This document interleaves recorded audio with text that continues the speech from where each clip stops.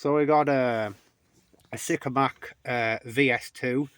It's a 24 volt model. Used a lot in military vehicles. And got this wired up to the transformer and the auto whaler. So, shall we go for an attack red?